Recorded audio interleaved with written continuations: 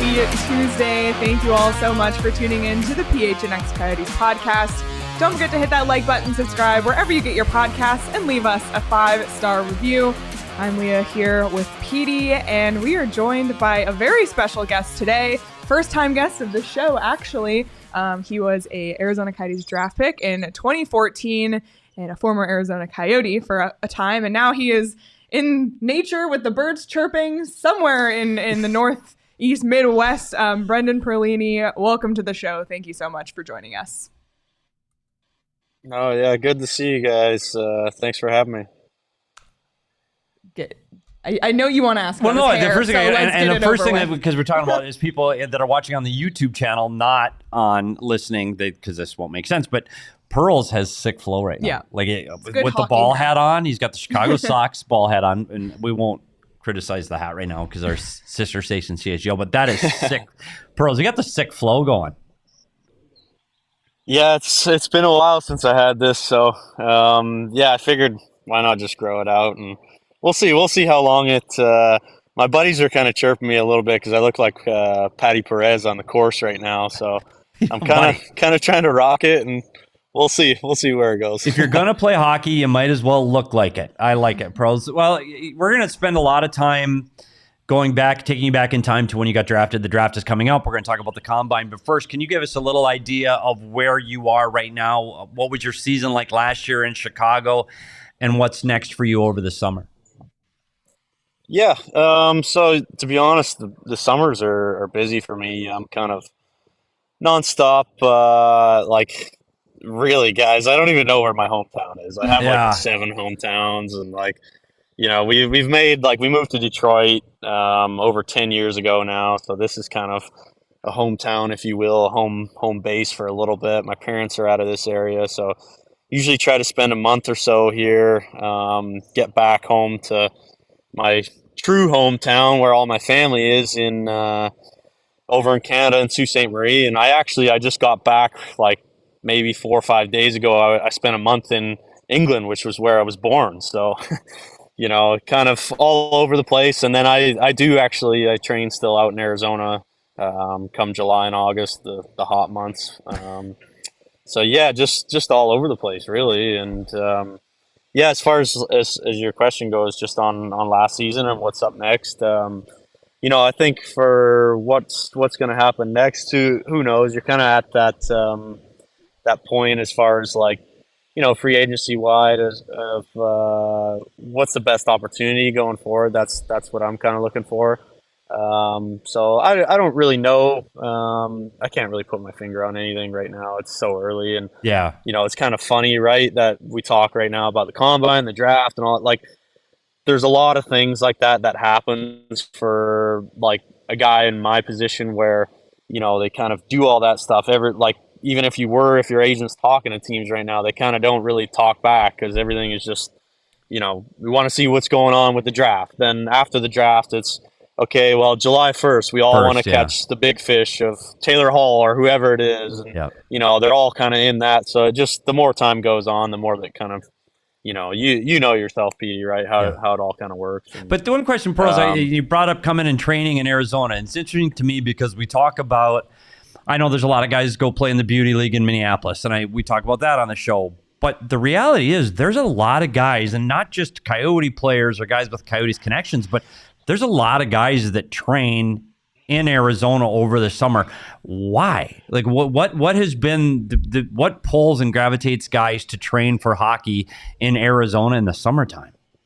Yeah, I mean, you know what? Good question. Like, obviously it's hot as hell in the summer, so if you can stand the heat and train in that, I think you can train in anything. Exactly. But yeah, I think there was a boom, like, during COVID of like, I remember like, I played with Johnny Taze in Chicago. Taser came out, McDavid came out, a bunch of guys like that, and I think a lot of them hadn't really spent, maybe they've been there on vacation or during the season, right? But when you spend a good amount of time, you know, a few weeks or month or whatever in the Scottsdale, Phoenix area, you're like, oh my God, this is awesome, right? So I know a lot of them bought places. Dookie still comes back. Matt Dumba bought a place.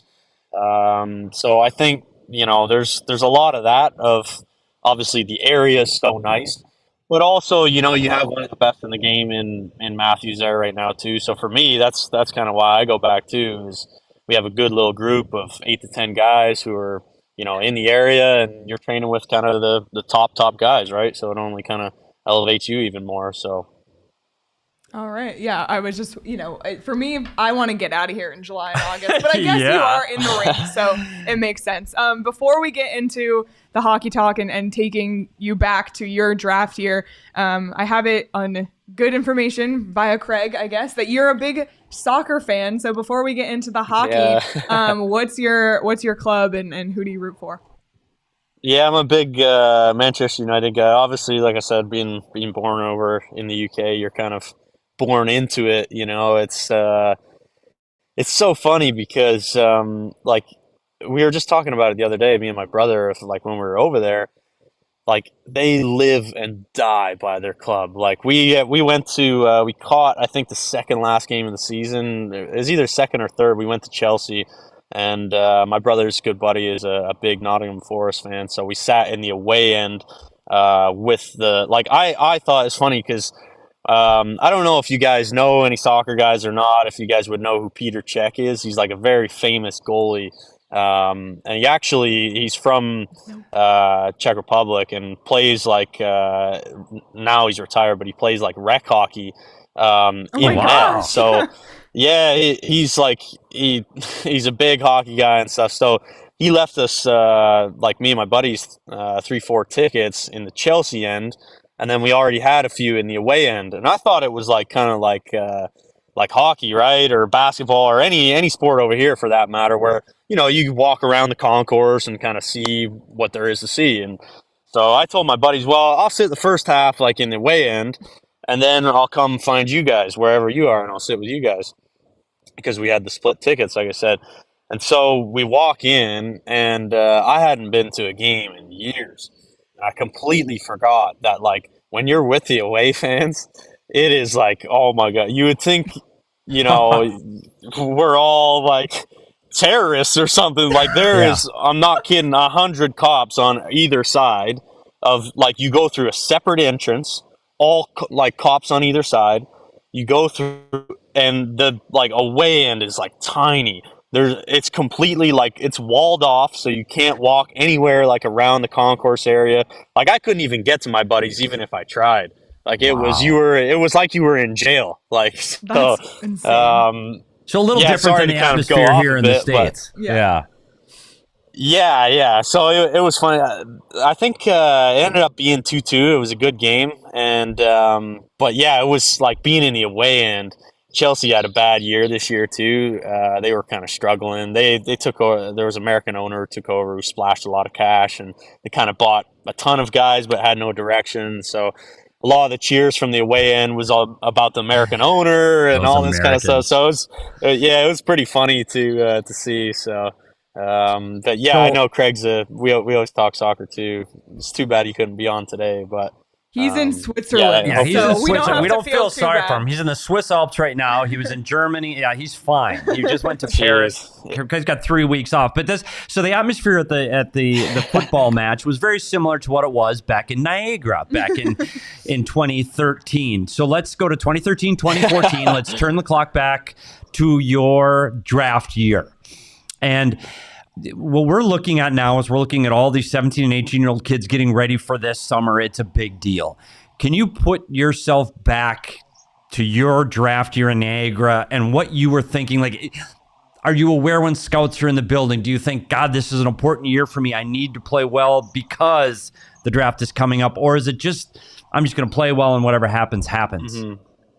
Yeah, you know what? Good question. Like, to be honest, it's funny talking about that too, because I think my favorite year in hockey so far was probably that season. And, you know, there was a few things that like went into it beforehand. Of like the year before, my 16-year-old year in the OHL, basically, to kind of sum a long story short, my brother he went to college. He went that way, Michigan State, and I had a lot of schools after me because I was playing over in the States, and we ended up kind of turning down a lot of these schools to opt to go that way. And my first year, like, in my eyes, couldn't have gone any different than what I pictured it. And I come in first game as the first round pick to Barrie. I was scratched, and it was kind of like a big wake up call into like, oh shit, like, oh, sorry for swearing. You can swear. No, you can swear here. It's okay. Okay. I didn't know what I can and can't say, but it was kind of like, oh wow, like, you know, this is you know, not pro hockey, but this is like what the game is. You know, this is the business side of things. So there were guys, that was the lockout shortened year too. So there were some guys like Mark Scheifele, Tanner Pearson, like guys who came back. And so right away I was kind of like casted to the side. And so to sum a long story short, it kind of went sort of rocky. I ended up getting traded to Niagara, which, you know, I had a no trade clause, didn't even want to go to Niagara, and it ended up working out really good. And I played with some good guys to finish the year and had some confidence. In the summertime, going into my draft year, I knew it's obviously a big summer. I went to the, what do they call it? The Ivan Holinka tryouts for Team Canada. I had an unbelievable camp. I thought, like, for sure I'm playing, like, scored, you know, 3-4 goals and all, like, in some of the games and whatnot. Ended up getting cut. And that was, like, one of the best things for me, because that was like early August. I had like 4 more weeks of training, and just like kicked into another gear and was like, I'm going to show all these guys, they're going to cut me, you know, kind of screw that, whatever. And it actually, you know, I think it's all mindset too, because there were some guys who went over who ended up getting injured in that tournament. And I'm like, maybe that could have been me. Maybe if I wanted to go over and play and do really well, and you get injured, it's kind of a setback, you know? So that kind of gave me a lot of motivation of like, you know, I played really well, which was great. I didn't make it, which was unfortunate, but it gave me motivation for the year. And then I kind of just started on a roll, and, you know, it's almost a mindset switch of like, I'm coming, this year is my year, you know? So once you're playing that year, your draft year, are you looking at the draft rankings that are coming out, or are you just kind of focused on playing your game? Yeah, not really. Like for me, so, you know, there's a bunch of different avenues you can kind of go down right now. One of which I'm still trying to go down kind of in pro right now. But I think a big factor into that draft year of like, because I got asked this a lot, like, oh, were you thinking about the draft, this and this? Truth be told, I really wasn't. Like, the odd guy would mention it or whatever, but I think we had a lot of us who were like in that age group. So we had a younger team who were all in school together.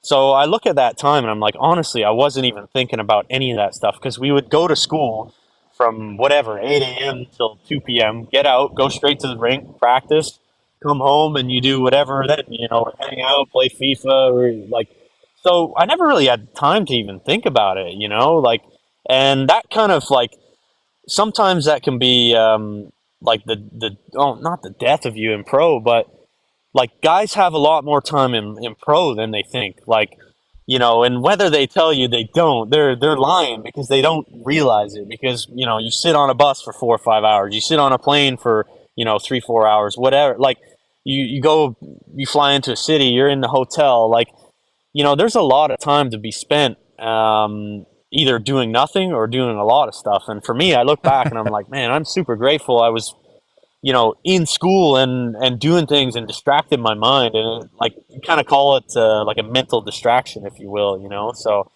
yeah, those were some of the things that kind of played into like, I think why I had such a good year. And then the next year when I wasn't in school, I noticed it really quick, and I was like, oh, like I didn't really know what to do with myself. So it was kind of funny, you know? And then going into pro, I kind of, you know, my first year in pro, if I'm going on, cut me off. But I was going to just say my first year in pro, like when I was with you guys, Petey, like, you know, like that year, you never like rented a place before, you know, because in junior you're with billets. I never rented furniture, hooked up internet, hooked up TV, all this stuff. Like I wanted to stay at the rink all day because I just didn't want to go home and deal with that bullshit, you know? Right. You want to, So you're right. You had to enjoy grow it. up. You're right. You had to be. Yeah, for sure. So there's a lot of distractions like that, which is, for me, was really, really good because when you're away from the rink, you're away from it. You know, you're not thinking about this, or this, you know?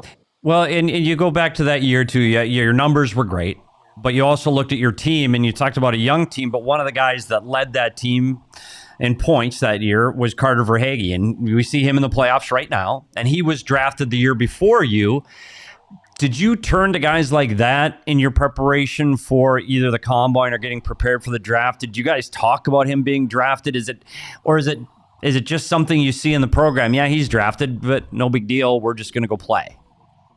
Yeah, I think it was a bit of both. I lean probably more on my brother than anything because he's 6 years older, so he kind of went through, not to the extent of like going up on stage. He got drafted 6th or 7th round to Anaheim in 2010. So it was kind of like talking to him about that, about development camp, all these kind of things like that. Not so much, I guess, the actual like combine and stuff, if you will. But I think it really helped, like aside from Verhaeghe, like I said, we had probably, there was at least 5 of us, I think, who were going through this process. A really good buddy of mine, Aaron Hayden, who got drafted, I think, 3rd or 4th round by Dallas. He was involved with that with me. We went to like Top Prospects game together. So, we're kind of going through a lot of the similar things with other guys on the team, which made it a lot more fun, and kind of just, going through it with someone else, right? So, yeah, I mean, there's no one person in particular, but I think it was nice. Like I said, there was a group of us, so that made it really good. So I want to get into the combine because from the outside looking in, it just seems like this event where so much is going on. We've never been, so we have no idea what it's like. So can you, from your perspective, take us through like the lead up time to the combine? And the combine's actually going on right now, like this week. Were you nervous? Did you know what to expect? Was it what you thought it would be? Is there any preparation you do, or do you just show up? Like obviously you hear about all the different tests. Like did you practice for those tests? I'm just curious, like the mindset going into the combine. I can't remember offhand if we got sent specifically like everything what we're doing there. I forget that. I know as soon as my season finished, like I didn't take any time off. I went and did the under 18 Worlds over in Finland. Like as soon as I got back, I had like a month, like to the day of the combine. So I wasn't very good at like upper body stuff, so I practiced like a lot of bench, pull-ups, stuff like that. I knew like jumps and all that kind of stuff I was pretty good at. But yeah, we kind of we put a program in place, like at least to train somewhat for it. And like I said, I only had about a month to do that. But yeah, it's a cool process. Like that whole year of like really, you come in, you play. There's during the year, like I said, the top prospect game. When you finish, I did the Team Canada thing. Then there was the combine. Then there's the draft right after. Then after the draft, development camp. There was always kind of something, to prepare for. So that kind of kept you going as well. But yeah, the whole process just of the combine too. I remember going there as well. I think I had 25 like interviews out of the 30 teams at the time. And I think that's what more, like, I don't know from your side, Petey, of what you heard being on management side and coaching staff and stuff like that. But at least like player wise, it seemed more about the meetings than like a lot of these teams getting to, see your personality or how you talk, how you interact with people, things like that. I don't really think the testing thing is a massive thing. Like I got told, so there was, again, like kind of a mindset thing. I got told there was 2 sort of ways like you could view it. So if you go to the combine, let's say myself as a top like prospect or whatever I was, ranked in the first round or something. If you go and do really well, they're like, oh wow, this guy's, potentially NHL ready. And if you don't, and you go and do not very well in all the testing, they're like, wow, he's already this good a player, and he's got no in gym strength whatsoever. So it's like, look at the potential he has. If we gave him a proper trainer and strength, he can be. So that's the kind of two ways we viewed it, of where it's kind of a win-win, really, when you look at it. But it was more important, I think, a lot of the interview stuff. Like I heard. I think Brian Burke said something about, Yakupov was one of the worst interviews he had and hated the kid after that or whatnot. So, you can look it up on YouTube. I seen that not too long ago on there. But, at least, like I said, Petey, like from your side, I don't know if you hear any. Oh, we lost him for Pearls. a second. We'll get him back in just a second. Yeah, hopefully he comes back here. Yeah, I'm sure he will. Oh, there you go. Are you back? Oh, maybe not. So I'll just talk because I like talking. Maybe try hanging up. If you can hear us, hang up and call back. So this is one of the things that with the Combine specifically, we talk about the tests, and I remember sitting in the coaches room with Wayne Gretzky, and it was different when Wayne went through all this. He's like, he was talking more about training camp than he was the Combine, because they didn't have the Combine then. He was talking about training camp, but it didn't matter. Like, he goes, do you really care how many push-ups I can do? Do you really care how many times I can bench my own weight? And everybody's like, no, we don't care. So if you can play hockey, the rest doesn't matter. Like, it doesn't correlate. You go to the NFL Combine, and the NFL Combine is running. Guess what you do in football? You run. Yeah. In hockey, you're running and lifting weights. Guess what you don't do in hockey? You don't run and lift weights. So it doesn't translate as well. I think more of it is what he said. One is you want to see, did guys prepare for it? Did guys build their strength? We talked about Sam Bennett, and you talked about what he couldn't even do a pull-up at the Combine. And guess what? He's playing in the Stanley Cup final. So does it really matter? I think it's a place where scouts can go and go, ooh, look at the guy I want to draft. And they get all excited about it. No, he's really fit. But does it matter? I think where you're talking about the interviews, I do think that makes a huge difference. But I'm going to go further than that. And it's funny because I want to get Pearl's his thoughts on this, because he's a bright guy.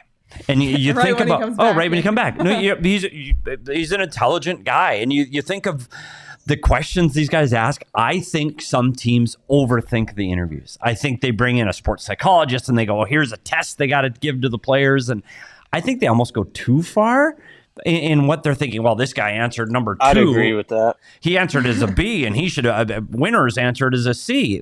So I think the interviews are probably more important than the physical, but I think there are some teams that outthink themselves. So what's the interview like? Like, do you remember any specifically that were like, that was weird? Well, I remember, to go with your point, during the year, the Islanders used to do some big paper test or whatever they would give everyone, and it would be like, oh, would you rather a bouquet of roses or a loaded pistol? What? And you're like, how do you even... Yeah, it was like stupid questions like that. And I don't know if they had a guy, like you said, a psychologist doing this stuff, but you're kind of like, to a 17-year-old, 18-year-old kid, what what's this all supposed to mean? And I think it's funny, right? Like, looking back on the draft too, like, now I'm pretty much 10 years removed from it. Yeah, I'm 27 now, and when I was going through that, I was 17. So I think they do overlook it, or they dig so deep into it, and at the end of the day, you're like, dude, this kid is 17. Looking back on it now, I was like, man, I was so young and didn't really know, so inexperienced in things, and so sometimes they can go a little overboard with that stuff. I would think. I remember one specifically, I think it was Minnesota or someone like that. One of the guys, I think it was their head scout at the time, or one of their scouts, was hammering me, oh, after the top prospect game, all these players, they went back and they played the next day, and why didn't you play the next day? Are you trying to take it easy? Are you trying to take days off? And actually, my grandfather passed away. So I said, no, actually, I went to the funeral and my grandfather died.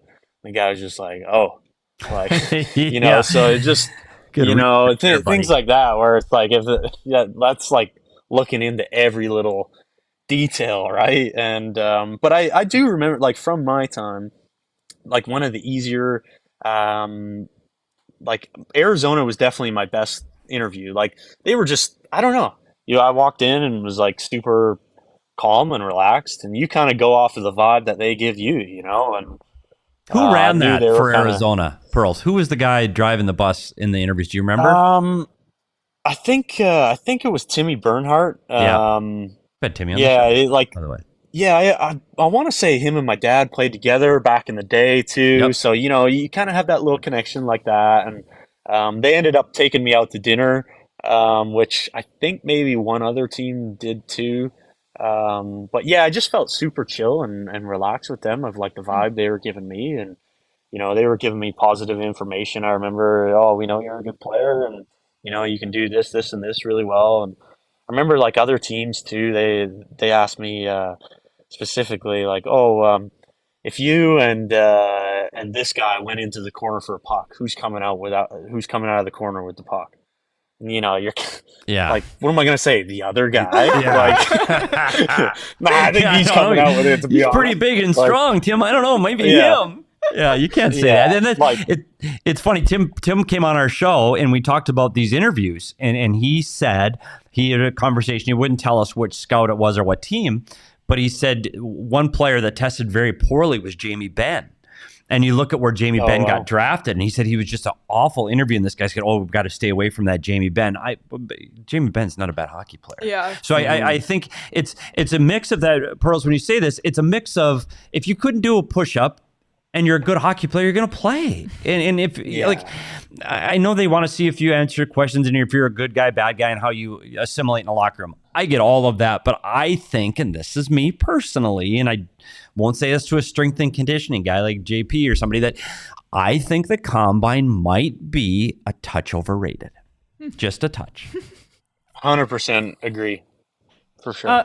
So- I was just gonna say in football or something like that. Yes. I Yeah. don't know enough about those sports, but I feel like they're getting a bit more bang for their buck out of Yes. like because Yeah. those guys are like 24 or 23 coming out of school or whatever. And, they're a lot more. I feel just developed and They're mature. these They're guys ready are- to play their sport. They're a year Mhm. away from joining the roster. You guys, you're looking at 3, Yeah. 4, 5 years away. You're Exactly. guessing and gambling. And I've always said the combine should have an element of on-ice testing. You play the game on ice. Yeah, I that don't would be care if cool. you can run. Mhm. I mean, give me some on-ice testing. What's your VO2?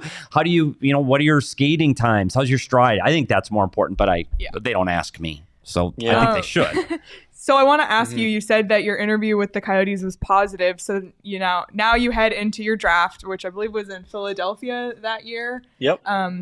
Did you have a sense of who was going to pick you or what area you were going to be picked, or did you just go in completely blind? Yeah, I mean, I think we knew, like, my kind of projected at least was, I think that was probably the hardest part actually of the year, truthfully, because now you're not playing anymore. And it's kind of like, okay, like, sort of a mental game of like, did I do enough during the year? Or, like, did I give it everything I had sort of thing? It's very easy to kind of second guess because now it's in God's hands, so to speak. So yeah, you once the season's done, you finish the combine. It's just a sort of a waiting game, and we knew I think anywhere from 6 to 20, I guess, was kind of range, or 6 to 15 ish. And then it was just kind of more, and it actually helped a lot. I went through this in the OHL. The OHL is a little bit different, and I don't know if I should be saying this or not, but basically people rigged the draft a little bit in the OHL. Like, we kind of did a similar thing. If you pick me, I'm going to school. So, Yeah. you're wasting a pick, right? And in the NHL, it's very different, but at least in the OHL, you go through an experience of like, this person slots in here, then they're picking this person because they need a D, and that. So it's very, very similar in the NHL of, what are their wants and needs of future future young guys and whatnot. And there was a couple of us who were similar, myself, Nick Ritchie. I'm trying to think who else. Like Ehlers, maybe he's not a bit the same, but there was kind of like a few of us bigger guys and stuff. And it was just like, yeah, what mine is a little bit more finesse. Ritchie's a bit more, grit and whatnot, depending on what the team needs. And so, once we got to the draft, it was really fun. Like, honestly, I enjoyed the whole experience. And, it was really, you had no idea where you were going to go. And I remember actually I did two or three last minute like interviews that like Toronto was picking, like, I think they picked 8th, and they ended up picking Nylander, but they brought in like a bunch of us like maybe the day before the draft to do like medicals and stuff like that. Wow. And there was like a few last minute things, and you're thinking, oh shit, they're bringing you in to do a medical, like, yeah, like, and I didn't see anyone else. I didn't know there were any other guys went and did it too. It was just me in a room with their doctor, and so you're thinking like, oh, maybe they're picking me. So, maybe Toronto. I don't know. Yeah, it's hard to kind of to know what's going on, right? So. Well, one question I want to ask, and I've already said you're a pretty bright guy, and you've gone through a lot with your pro career already. If you could, and you could go back and talk to your younger self, and knowing what you know now, knowing what you've been through, knowing all of the things that you've done to get to where you are today, is there any advice you would give your younger self as you get ready for the draft, the combine, that last season? Is there anything you know now that you said, gosh, if I would have known this when I was 17? Honestly, this might be a little bit cliche, but I just really enjoy it. Like, yourself, like, life goes by so quick, right? And it's like, how do you maximize your enjoyment of something, is to just like, truly be in it. Don't overthink the process. Just enjoy whatever comes. There's so many ups and downs along the way of a professional hockey career, and let alone life in general, right? Of all the different curveballs we kind of get. So it's how do you find every day to get up and really sort of be stress free in a way. And not that I was or wasn't, but sometimes maybe you can overthink things and whatnot. And like, I think even after the draft of like wanting to play, like, I wanted to play in the NHL right away, and then didn't happen. I broke my hand at the first training camp, and then the next year you come back and you're like, I want to play then. And then even the next year I didn't make it again and went to Tucson. But you look at the path, and it's like, all these things are supposed to happen. So when you get there, you're ready. So, hopefully that's a good answer for you. It's a little bit cliche, but that's what I'd say. I'm still trying to kind of find that to, this day of like, now I'm closing in on 30 in a few years. I'm 27 now. I'm still, young, but I look at my brother, like, I've always kind of followed a lot of what he's done, and he's I think 33. So you look at the timeline of a hockey player, I'm like, wow, he doesn't really have crazy amount of time left. And it felt like we were just 10 years old 2 minutes ago. So yeah. Well, Brendan, we can't thank you enough for your time. Really, really great stories and insight, and I feel like now I can put myself in the shoes of someone going through this experience. Some 17-year-old kid. Yeah. But I do overthinking questions at the combine. I do want to say this, pros. First, it's great catching up with you again, and I want to, as you come to Arizona to train later this summer. Yeah, we'd love to have you in. Let's talk again. Let's visit. And definitely. Yeah. I'd like to get a round table. I think with Pearls and some guys. With some of the guys who train. And just sit around and talk hockey. Yeah. I think that'd be fun. No pressure. Have a beer or two and sit around and talk hockey. Really Pearls, let's get Donor on or someone like that. We'll get Donor. We'll sit down and we'll just talk old stories and hockey, and I think that'd be a lot of fun. That sounds really fun. So be safe. For sure. Wish you the best of luck, and can't wait to see you again later this summer, Pearls. Appreciate it. Yeah, thanks again, guys. I really appreciate you giving me a platform to kind of voice my stuff. So, stay well, and hopefully I'll catch you guys in the summertime. Yeah, we will for sure, awesome. Pearls. Thanks so much. Take care, buddy. Awesome. Wow. Great stuff. Wow. Great storyteller. He's just an introspective guy. Yeah. And it's funny, like you go back to the time when he was the player here and his development. And I tell you what, he's a kid that still has the tools in the tool bag. Like, yeah. I remember one training camp where we were preparing our, we do a teaching video at the beginning of training camp. Here's how we want to do things, examples of different skill sets or systems. And it was surprising how many of those films featured Brendan Perlini. Oh, really? Like he was doing it right. Huh. Like that's the way. And I remember even talking to the coaching staff, like, because he wasn't always loved, because we talked about his motor and did he play at that pace all the time? But when he did play at that pace, a lot of things we said about Nick Schmaltz, when he did play at that pace, you're like, oh my. Yeah. He's tall. He's got a long reach. He's strong. He gets to the net really well. I wish him the best of luck. He's a great kid. And 27, I guess, isn't a kid anymore, but I wish him the best of luck. Yeah, we're the same exact age, actually. Wow. Want to talk more about what he said here in a second. But we had game 2 last night. We'll talk about that in a bit. We have game 3 of the NBA final tomorrow. Wow. And baseball all day. So it's just what a week for sports. And if you want to bet on those games, you can do so on BetMGM tomorrow. If you sign in, you can claim your bonus bet on the house every Wednesday and Saturday. You just literally sign in the app and they say, here's a bonus bet. Thanks, BetMGM. So make sure if you haven't signed up yet, use the bonus code PHNX. There's a few different offers depending on where you live, but for our Arizona audience, you'll get up to $100 in bonus bets on your first wager with BetMGM. Again, make sure you use the bonus code PHNX. Check out the show notes for full details. And now you can listen to Shane talk about the disclaimer.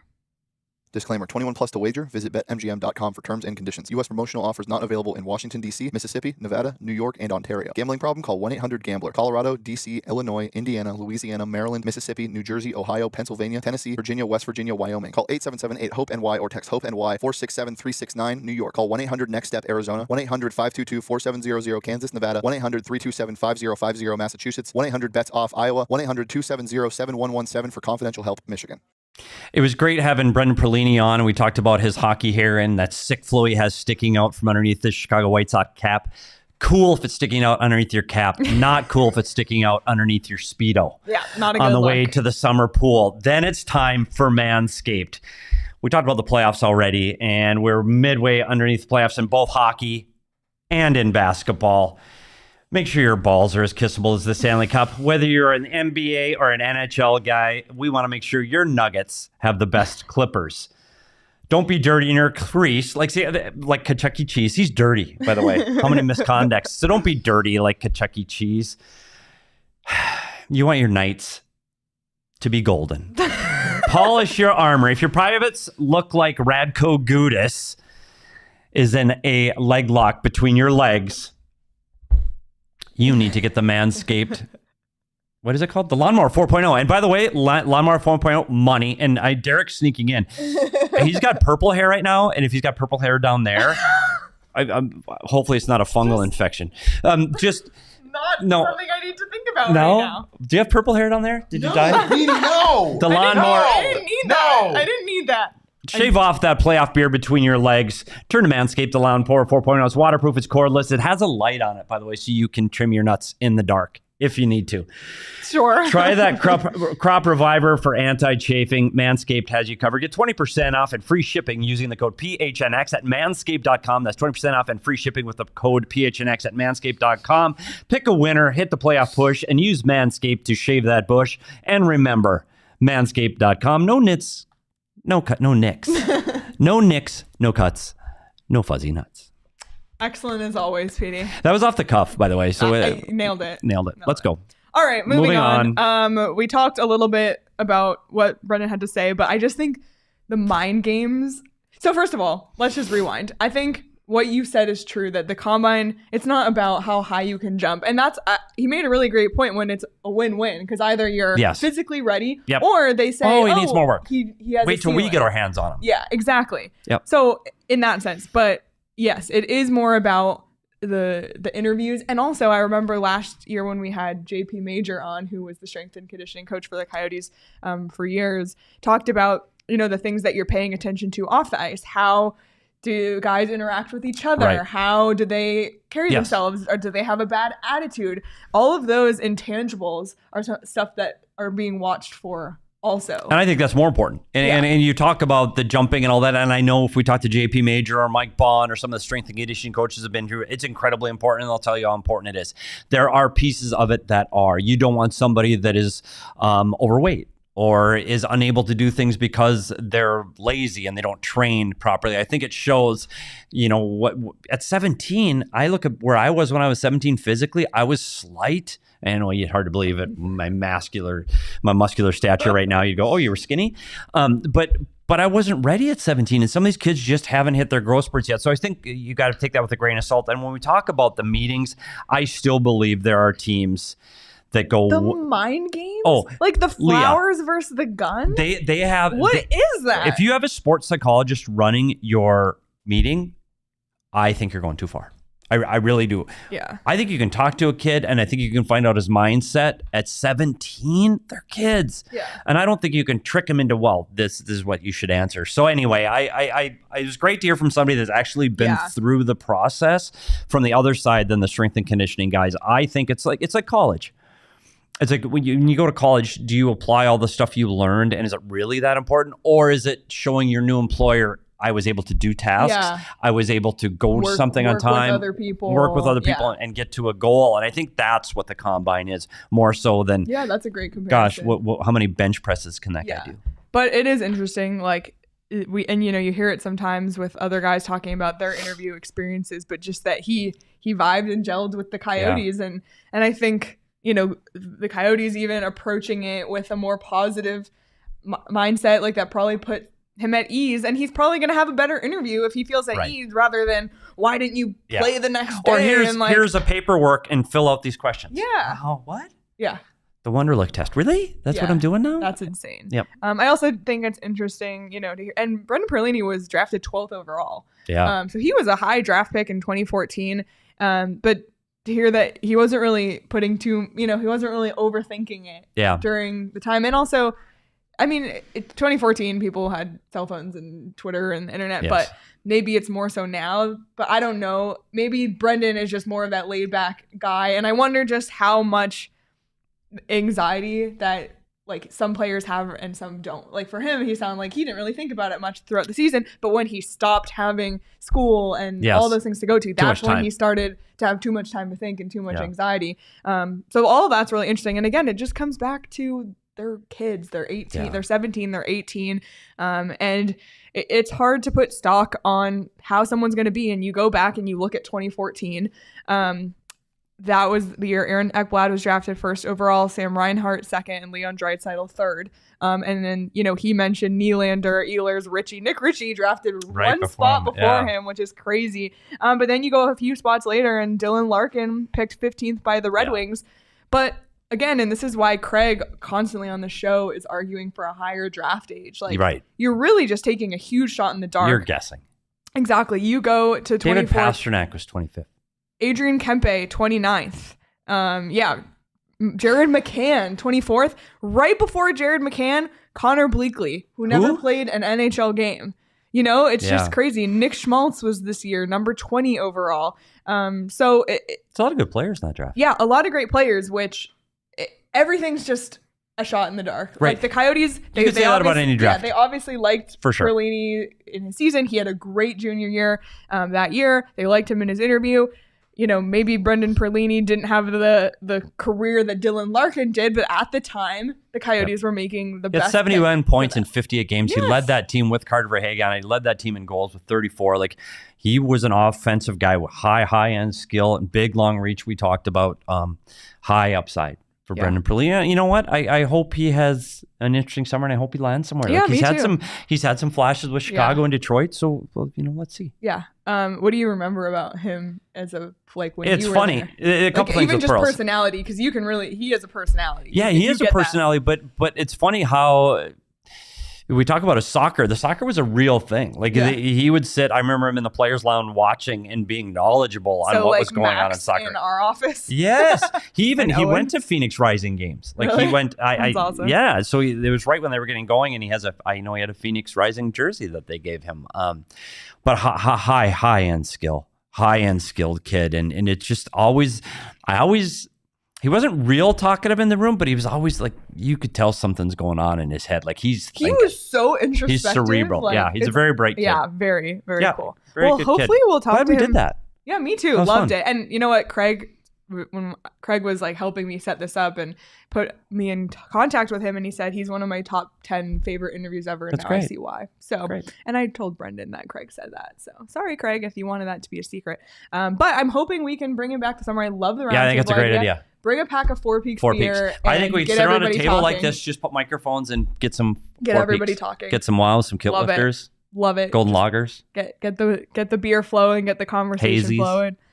I mean, all you have to say to people is Four Peaks will be there, and they're there.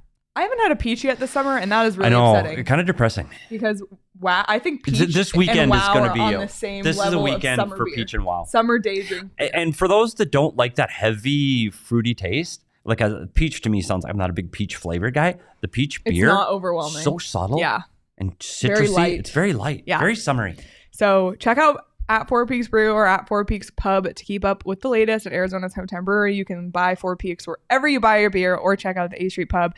You got to be 21 or older to drink Four Peaks, and please drink responsibly. It would be even more interesting, Petey, if you took an OGs before you facilitated that. Maybe at the draft.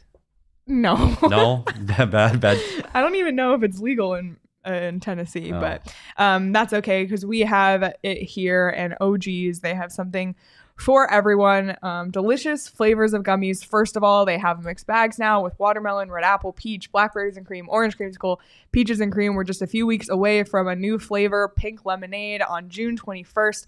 But not only the great flavors, they have Sleep Edition, Indica, Sativa, 1-to-1 CBD THC ratio, microdose, like anything for your need and in a delicious flavor they have. So you can check out OGs online at ogsbrands.com and on Instagram at ogsbrands. You can also find their products at your local dispensary. Must be 21 years or older to purchase. All right, PD, game 2 was last night. We sat here literally yesterday. But was it though?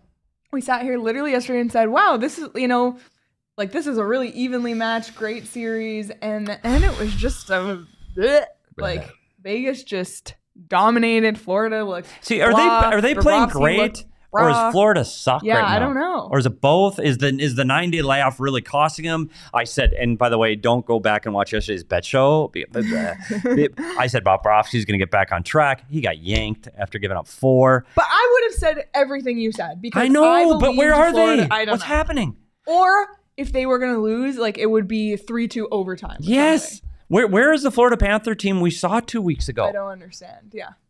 It's bizarre. Like the Carolina Hurricanes to me were the best team left in the playoffs after Boston got removed, and Florida rolled them.